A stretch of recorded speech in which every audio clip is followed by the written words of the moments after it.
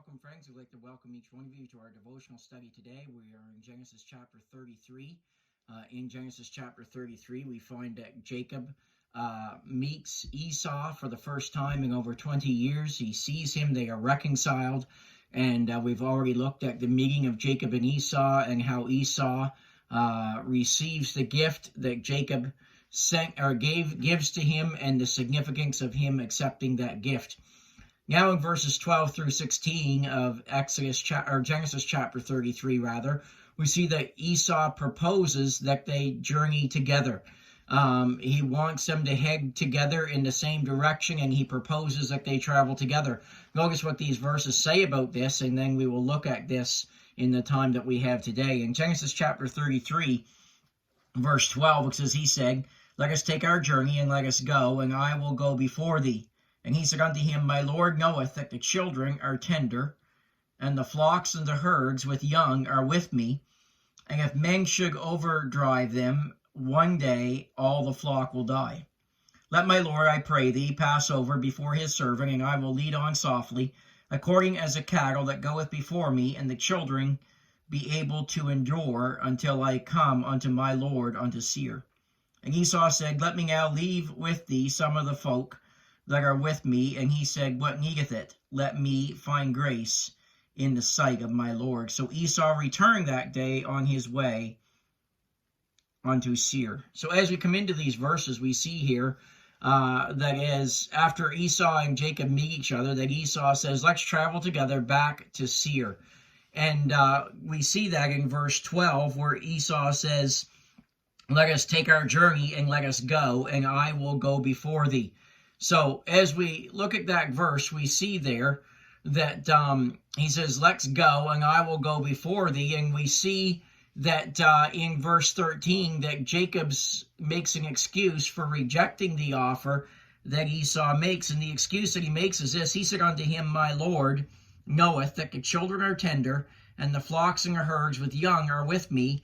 If men should overdrive them, one day all the flock will die. So the reasoning that Jacob uses, the excuse that Jacob uses as to why this is not a good idea, is he said, you know that the children are young, you know that some of the cattle are young, and if we overdrive them in one day, if we severely drive them in one day in seeking to cover more territory than they are capable of covering, he says the flocks will die. If we try to travel too fast, it's going to be hard on the flocks and it's going to be hard on the children. And he says to Esau, he says, my herdsmen know how fast the cattle can travel and all of that. So just leave us alone and let us travel at our own pace. Now, I want you to understand that we believe there's more that we believe that this reason goes much further. There was more to it than what Jacob told Esau. There was double peril for Jacob in this proposal. First of all, there was the peril of direction. The direction was Seir. The way that Esau was going to be traveling was Seir. That was where Esau lived, and that was not Canaan. Remember, God had called Jacob to return to Canaan, not to Seir. And it was very clear that God had directed Jacob to go to Canaan. That was the direction that he was going to go. So in order for him to go to Seir, it would be going in the direction opposite of what God had called him to go, and it would be done in disobedience to God. Friends, no matter how close the friend is, no matter how close we are to them, no matter how much we want to please them, never go in a direction contrary to what God wants you to go in order to make people happy. And that is a very important lesson that we need to learn in our lives. It matters not if everybody around us is happy, and good luck with trying to make everybody happy all the time. Friends, that's not what matters. What matters is God happy with what we're doing? Is he pleased? Is he glorified? Is there a smile on his face? Friends, that's what matters most. But not only was there the peril of direction, there was also the peril of dominance here, because Esau says, I will go before thee. That means very simply that Esau would be the leader.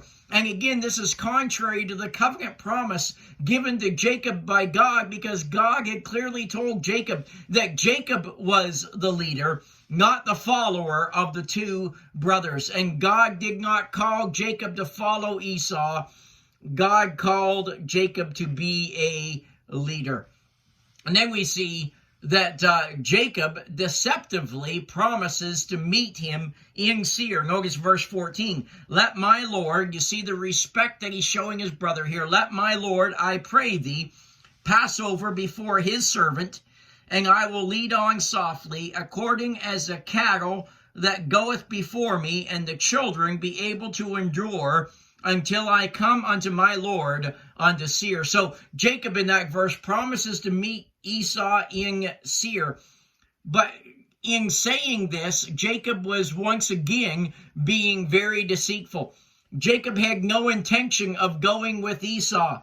And the explanation that Jacob gives is simply a cover-up so that he can turn around and go in the opposite direction, that he can go in the direction that God wants him to go. And there's nothing wrong here with Jacob wanting to follow God and doing that which God has instructed him to do. But what he should have simply done was he should have told Esau the truth. He should have sat down with Esau and said, listen, God has sent me to Canaan, not Seir. You can live in Seir, we can be friends, but God has called me to live in Canaan, not Seir. So Canaan is where I am going to go to. You know, it's amazing. Earlier, it seemed that Jacob's courage was so strong. But now, as we look at how he lies to his brother here, it seems evident that his courage has diminished, and he cowardly did not tell the truth here in this passage to Esau. And then Jacob also rejects an offer for guards to be left with him. Notice in verse 15. It says, Esau said, let me now leave with thee some of the folk that are with me. And he said, what needeth it? Let me find grace in the eyes of my Lord. So Esau says, well, at least let me leave some of the people that are with me. Let me leave some of the shepherds, and let me leave you some people to help you as you travel along. And Jacob rejects that offer as well. He said, what needeth it? We don't need it. We've made it this far. We can make it the rest of the way. Esau had proposed to leave some of his men with Jacob to provide protection for Jacob in his journey to Seir. But Jacob rejects that proposal very quickly, for the presence of Esau's men would have hindered Jacob from going the opposite direction of Esau. If Esau's men had stayed with Jacob, when Jacob turned to go toward Canaan, the men would have known that, would have questioned Jacob on what he was doing, and would have reported that to Esau. And Jacob's lie about having Esau go ahead only caused him to lead to another lie. He says, listen, you go ahead and I'll follow you there. Friends, that's just a prime example that once you start lying, there's no end to the practice. One lie always leads to another, and many times people will have to tell one lie in order to cover up from the previous lie. And friends, it's so important that we understand that in all things that we must be brutally honest, that we must tell the truth, that it is never right to do wrong or to say wrong in order to seek to accomplish what is right. Friends, let me encourage you today, in all things, be honest with people. Be honest with yourself, and most importantly, be honest with God. Friends, you cannot lie to God. You cannot deceive him. Make sure that you are truthful with God. Make sure you're truthful with yourself. Sometimes we try to make ourselves think that we're better than we really are, or that we, whatever it is. Friends, be honest with yourself. Allow God to reveal yourself to you for who you really are, and be honest with people. Always tell people the truth.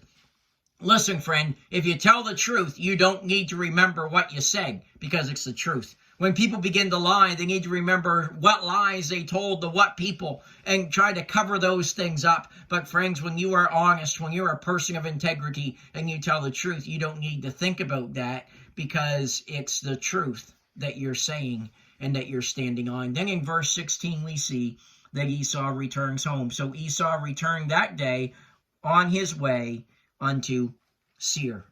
What we learn today from this passage very simply is this. We learn the importance of being a person that is honest, of being a person that is truthful, of being a person that is a person of their word, that we mean what we say and we say what we mean.